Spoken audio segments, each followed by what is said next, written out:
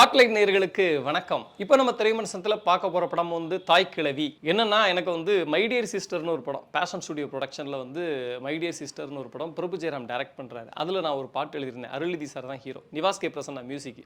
அந்த பாட்டில் நம்ம லிரிக்ஸ்லாம் பார்த்தோன்னே நிவாஸ் வந்து என்ன சொன்னார்னா, நீங்கள் நல்லா எழுதுறீங்க, உங்கள்கிட்ட வேறு ஏதோ ஒன்று இருக்குது, நான் உங்களை நிறைய படத்தில் யூஸ் பண்ணுறேன் அப்படின்னு சொல்லியிருந்தாரு. சரி, எல்லாரும் இசையமைப்பாளர் சொல்கிறது தான் அப்படின்னு சொல்லிட்டு நானும் அதை விட்டுட்டேன்.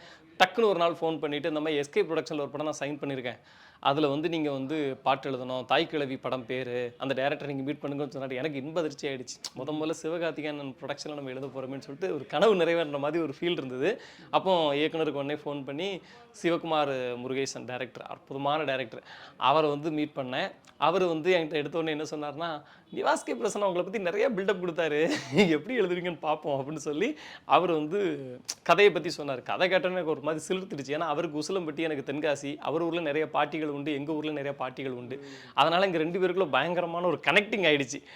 அப்போ வந்து பேசும்போது கதையை சொல்லும்போது ரொம்ப இன்ட்ரெஸ்டிங்காக இருந்துச்சு கதை. எனக்கு கொடுக்கப்பட்ட சிச்சுவேஷன் அவ்வளோ சூப்பரான சிச்சுவேஷன். என்னென்னா, ஒரு பாட்டி சாவ கிடக்குது, எல்லாருக்கும் ஐயோ பாட்டி சீக்கிரம் எழுந்துவான்னு தான் பாடுவாங்க, ஆனால் சீக்கிரம் செத்துப்போ பாட்டி, சீக்கிரம் செத்துப்போ பாட்டி அப்படின்ற மாதிரி ஒரு பாட்டு.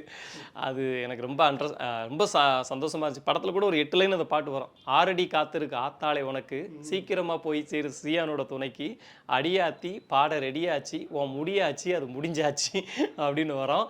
ஆடியோவில் ஃபுல்லாக வந்திருக்கு பாட்டு. ஸோ அதனால் வந்து ரொம்ப சந்தோஷமாக இருக்குது இந்த வாய்ப்பு கிடைத்தது. ஒரு பெரிய மேடையில், அந்த மேடையிலையும் சிவகார்த்திகேயன் வந்து இது பண்ணார். எத்தனை நாளில் இந்த பாட்டை எழுதுனீங்க? இந்த பாட்டு வந்து எழுதுக்கு ஒரு நாள் தான் ஆச்சு, ஒரே நாளில் எழுதுனேன். இன்னொரு பாட்டு படத்தில் வரும், கடைசியில் எண்டு கார்டில் வரும். படம் முடிஞ்சு எண்டு கார்டு போகும்போது அம்மா தாயை போற்றி இவனை கண்டோம் தெய்வ காட்சி அப்படின்ட்டு அந்த பாட்டு ஒரு 1.5 நாள் ஆச்சு. பாட்டு எழுதும் போதே சிவகார்த்திகேயன் கூட இருந்தாரா? இல்லை, ஆனால் ஃபோன் பண்ணி பேசினார். பாட்டு கேட்டுட்டு? ஆமாம், பாட்டு கேட்டு ரொம்ப நல்லா இருக்குன்னு சொன்னார். மேடையில் நான் பேசும்போதும் கீழே வந்த உடனே கை கொடுத்துட்டு நம்ம அடுத்தும் பண்ணுறோம் அப்படின்னு சொல்லியிருக்காரு. இப்போ பார்த்தீங்க, நம்ம பாட்டு எழுதுன படத்துக்கே நம்ம விமர்சனம் பண்ண போகிறோம், நம்ம தொழில் எவ்வளோ கரெக்டாக இருக்க போகிறோம் பாருங்க. ஆனால் என்னன்னா, குறைகள் இல்லாத ஒரு படம் பார்த்து ரொம்ப நாள் ஆச்சு. அந்த வகையில் இந்த தாய் கிழவி அந்த பட்டியல் வந்து சேர்க்க முடியும். ஏன்னா ஒரு முக்கியமான படமாக இருக்குது அப்படின்னு சொல்லிட்டு நம்ம விமர்சனத்துக்குள்ள போவோம். அதாவது கிராமங்களில் வந்து ஒரு பெரியவங்களுக்கு பின்னாடி சொத்து இருந்துச்சுன்னா அதுங்களோட பசங்களுடைய ரியாக்ஷன் எப்படி இருக்கும் அப்படிங்கிறத ஒரு கதையாக வந்து ஒரு பில்டப் பண்ணியிருக்காரு டேரக்டர். அது மட்டும் இல்லை, சேமிப்பு வயதான காலத்தில் ஒரு பெண்ணுக்கு சேமிப்புங்கிறது எவ்வளோ முக்கியம்.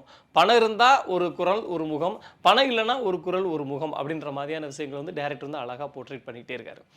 படத்துடைய கதை என்னென்னா, ராதிகா ஒரு பெரிய டாமினேட்டிங்கான ஒரு லேடி, அடித்து துவம்சம் பண்ணுவாங்க. அவங்க வர்றாங்கன்னா, இந்த பூவேனகா படத்தில் 8 மணி ஆகிட்டுனா வெள்ளையங்கிரி தாத்தா பாடுவார்னு சொல்லி எல்லாரும் ஓடுவாங்க தெரியுமா, ஊரை விட்டு ஓடி கதவுக்கு இதெல்லாம் அடைப்பாங்க. விஜய் சார் நடித்த பூவேனகா படத்தில் அதை மாதிரி காலையில் 8 மணி ஆகிட்டுனா இந்த ஊரில் எல்லாரும் தெரிச்சு ஓடுவாங்க. ஏப்பா பவுனுத்தாய் கிழவி வந்து வட்டி காசு பிரிக்க வந்துடுச்சு அப்படின்னு சொல்லி ஓடுவாங்க. அப்படி ஒரு டாமினேட்டிங்கான பாட்டி. அவங்களுக்கு சடனாக ஒரு நோய் வந்துடுது. அதுலேருந்து அவங்க மீண்டு வந்தால் சில லாபங்கள்லாம் இருக்கும் அப்படிங்கிறனால அவங்க காப்பாற்றுக்கு ஒரு குரூப்பும், அவங்க செத்துட்டா தான் நமக்கு லாபம்னு சொல்லி மொத்த ஊரும் வேண்டிகிட்டு இருக்கு. அவங்க மீண்டாங்களா இல்லையா அப்படின்பது படத்துடைய கதையாக வந்து விரியுது.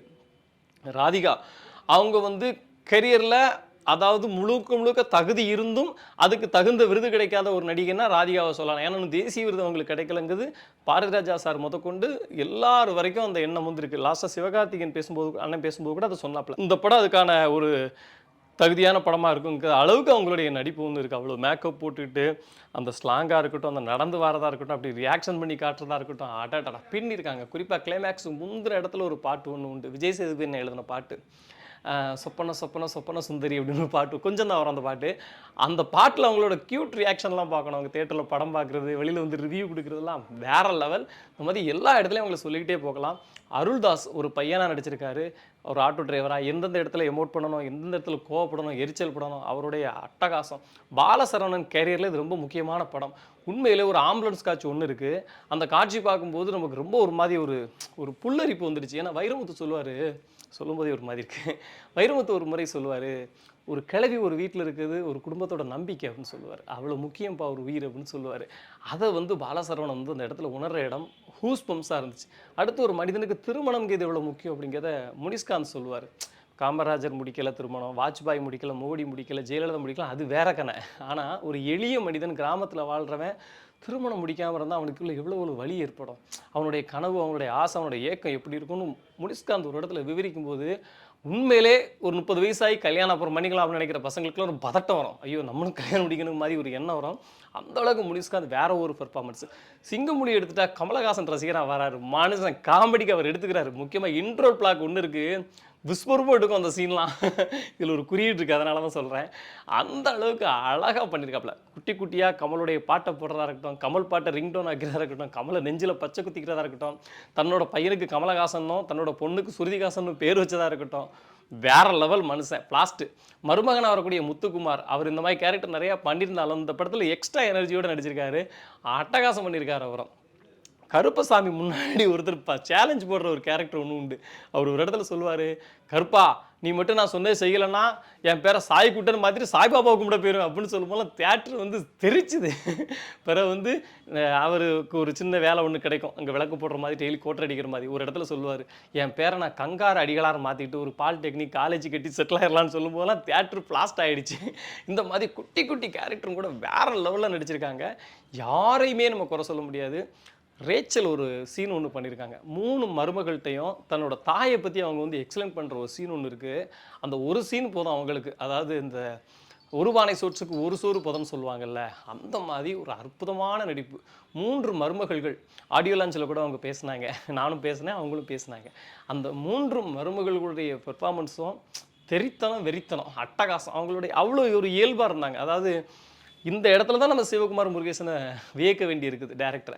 இப்படி என்கிட்ட பாட்டு கேட்கும்போது அவர் எப்படி ஒரு இதை பண்ணாரோ அதை மாதிரி எல்லாத்துட்டையும் அந்த நடிப்பை வாங்கும்போது அவங்கள அந்த உலகத்துக்குள்ளே கொண்டு வந்துடுறாரு. அவருடைய உலகத்துக்குள்ளே அவங்களை இழுத்துட்டு வந்து நடிக்க வச்சிருக்காரு. அதனால தான் அவ்வளோ அழகாக இருந்துச்சு. ஒரே ஒரு சீனை அந்த படத்துடைய திரைக்கதை பற்றி பேசும்போது ஒரு சீன் எக்ஸாம்பிளாக சொன்னாலே போதும்னு நினைக்கிறேன். என்னென்னா, ராதிகா வந்து ஒரு வீட்டுக்கு வசூல் பிரிக்க போவாங்க. அப்போ வெளியில் வந்து ஒரு பாட்டி வந்து கஞ்சி இப்படி குடிச்சிக்கிட்டு இருக்கோம்.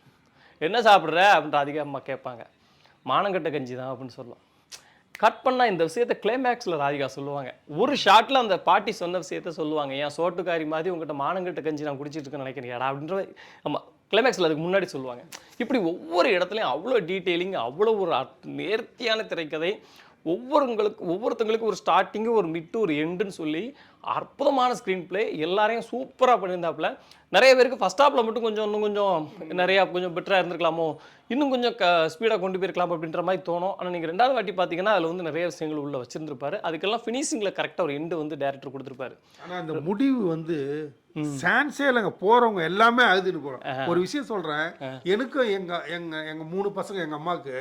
ஆனால் அவங்க நாங்கள் நல்லா இருக்கும்போது அவங்களுக்கு ஒரு வாய் சாப்பாடு கொடுக்கணும். இந்த கதையை பார்த்தோன்னே எனக்கு வெளியே வரும்போது கண் கலங்கி.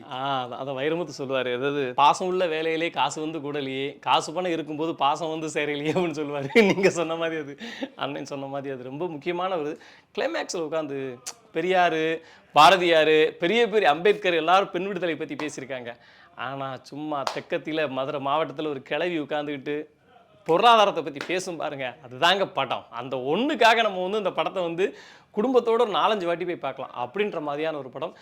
விஜயகுமாரோட சினிமாட்டோகிராஃபி நம்மளை வந்து அந்த நிலப்பரப்புக்கே கூட்டிகிட்டு போயிடுச்சு. அவ்வளோ அற்புதம். நிவாஸ் கே பிரசன்னோட மியூசிக் சொல்ல வேண்டாம், மனுஷன் பின்னி படல் எடுத்திருக்காப்புல. அடுத்து நம்ம நிவாஸ் கே பிரசன்னா வந்து பைஷன் படத்துக்கு பிறகு இது ஒரு மாஸ்டர் பீஸ் அப்படின்னு சொல்லலாம். அட்டகாசமான படம். சிவகுமார் முருகேசன் தமிழ் சினிமாவில் ஒரு முக்கியமான தவிர்க்க முடியாத ஒரு டைரக்டராக உருவாகியிருக்காரு.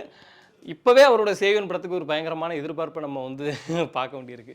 ரொம்ப அற்புதமான படம். குடும்பத்தோடு எல்லாரும் தேட்டரில் போய் பாருங்கள். அதுக்கு முன்னாடி சண்முகண்ணன் உங்களுக்கு ரொம்ப நன்றி. ஒரு இன்டர்வியூ மாதிரி கொண்டு வந்துட்டீங்க இதை. கண்டிப்பாக எல்லாரும் போய் பாருங்கள். நன்றி, வணக்கம். இந்த வீடியோ உங்களுக்கு பிடிச்சிருந்தா லைக் பண்ணுங்கள், கமெண்ட் பண்ணுங்கள், ஷேர் பண்ணுங்கள், சப்ஸ்கிரைப் பண்ணுங்கள்.